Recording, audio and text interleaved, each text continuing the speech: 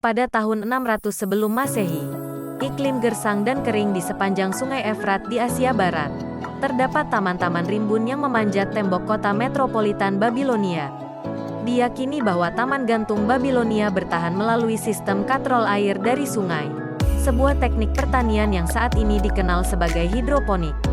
Lebih khusus lagi, hidroponik adalah metode bercocok tanam di mana tanaman dapat ditanam di air yang mengandung nutrisi. Mengingat kekhawatiran kebutuhan makanan yang banyak pada populasi manusia yang terus bertambah dalam iklim yang berubah, para ilmuwan yakin teknologi hidroponik mungkin dapat mengurangi kekurangan pangan yang akan datang. Perlunya inovasi pertanian. Perserikatan Bangsa-Bangsa, PBB, telah memproyeksikan populasi global mencapai hampir 10 miliar orang pada tahun 2050. Dengan kira-kira 83 juta orang ditambahkan ke populasi dunia setiap tahun hingga saat itu.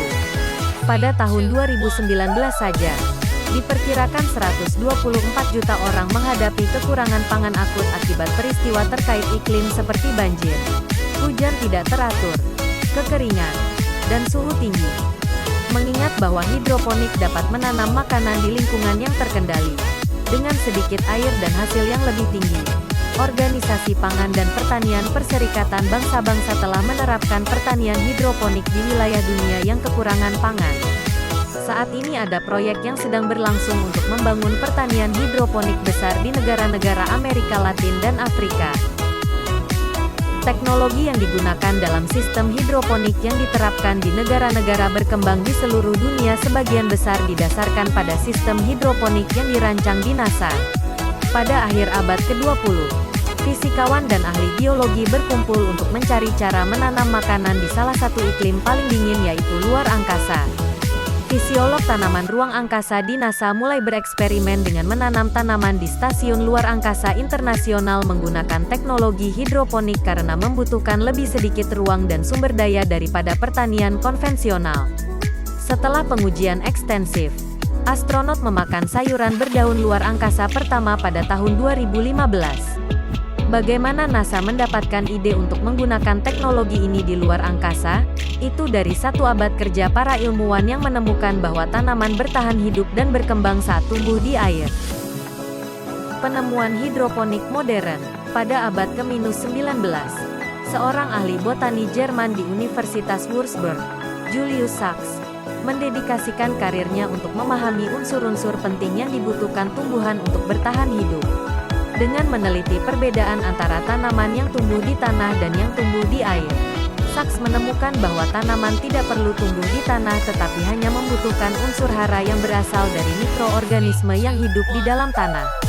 Pada tahun 1860, Sachs menerbitkan formula larutan nutrisi untuk menanam tanaman dalam air, yang menjadi dasar bagi teknologi hidroponik modern.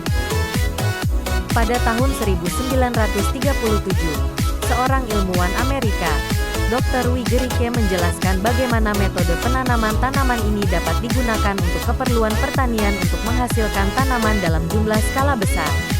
Gericke dan yang lainnya mendemonstrasikan bahwa dinamika fluida air mengubah arsitektur akar tanaman, yang memungkinkannya menyerap nutrisi lebih efisien daripada tanaman yang ditanam di tanah, menyebabkannya tumbuh lebih besar dalam waktu yang lebih singkat. Sejak itu, para ilmuwan telah mengoptimalkan larutan nutrisi, sebanyak 13 makronutrien dan mikronutrien, yang ditambahkan ke dalam air untuk pertanian hidroponik. Sistem hidroponik saat ini sudah sangat canggih. Ada sistem yang akan memantau tingkat pH nutrisi, dan suhu air, dan bahkan jumlah cahaya yang diterima tanaman. Ada 3 jenis utama sistem hidroponik: teknik NFT, sistem ebb and flow, dan sistem wick. Teknik hidroponik NFT melibatkan tanaman yang ditanam di instalasi tumbuh yang sedikit miring dan diposisikan di atas wadah yang diisi dengan campuran air nutrisi. Ini memungkinkan aliran tipis air mengalir melintasi akar tanaman, memungkinkan tanaman memiliki air, nutrisi, dan aerasi yang cukup, dan kemudian dialirkan kembali ke wadah. Teknik NFT adalah sistem hidroponik yang paling umum digunakan saat ini. Planty dan Bowery, dua pertanian hidroponik terbesar di Amerika Serikat, Menggunakan teknik lapisan nutrisi untuk menanam selada, bayam, dan sayuran hijau lainnya. Teknik ebb and flow memungkinkan tanaman dibanjiri dengan air yang kaya nutrisi. Dan setelah akar tanaman menyerap nutrisi, air secara aktif dialirkan kembali ke wadah untuk digunakan kembali. Sistem wick hidroponik adalah yang paling sederhana, karena nutrisi diberikan secara pasif ke tanaman dari sumbu atau seutas tali yang mengalir ke tanaman dari wadah air. Dalam sistem ini, tanaman ditanam dalam media tumbuh inat seperti bola pasir, batu, wol atau tanah liat yang membantu jangkar akar tanaman. Sistem yang berbeda ini dapat dipertukarkan, tetapi beberapa sistem mungkin lebih baik untuk menumbuhkan jenis tanaman yang berbeda. Keuntungan menggunakan sistem hidroponik ini bermacam-macam. Pertama, karena tidak ada tanah, jadi tidak perlu khawatir tumbuh gulma, dan adanya patogen yang hidup di tanah, atau merawat tanaman dengan pestisida. Air juga sangat irit, karena air nutrisi dapat digunakan berulang kali. Mengingat semua manfaat ini, kita mungkin mulai melihat lebih banyak pertanian hidroponik tumbuh di seluruh dunia karena metode pertanian ini sangat menjanjikan untuk merevolusi pertanian dengan menggunakan lebih sedikit air dan sumber daya lainnya. Hidroponik untuk masa depan yang berkelanjutan. Mengingat kebutuhan akan pertanian yang lebih berkelanjutan, telah terjadi peningkatan perusahaan rintisan ramah lingkungan di seluruh dunia yang menggunakan teknologi hidroponik untuk menghasilkan tanaman dalam skala besar dengan teknik yang dikenal sebagai pertanian vertikal. Pertanian vertikal adalah bangunan yang diisi dengan tingkat sistem hidroponik yang tak terhitung jumlahnya. Menanam tanaman yang berbeda di dalam ruangan, lingkungan suhu yang terkendali.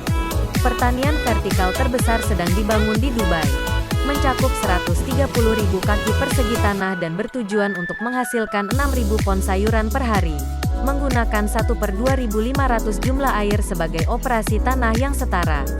Untuk kota yang mengimpor 85% makanannya. Meskipun pertanian vertikal menjanjikan banyak hal, penerapannya cukup mahal, secara teknis sulit dalam skala besar, dan sayuran yang dihasilkan dari sistem ini umumnya lebih mahal daripada sayuran yang ditanam di tanah karena biaya energi yang tinggi untuk memelihara sistem hidroponik ini. Meskipun teknologi hidroponik mungkin tidak akan pernah menggantikan pertanian konvensional, hal itu mematahkan paradigma produksi pangan. Kita mungkin melihat generasi baru petani modern membangun tembok hijau di dalam rumah atau pusat komunitas mereka untuk memberi makan keluarga dengan produk segar yang ditanam sepanjang tahun. Dari video di atas, semoga Sobat Hidroponik lebih mengenal lagi tentang hidroponik. Terima kasih sudah menonton dan jangan lupa like, komen, dan subscribe. Salam hidroponik.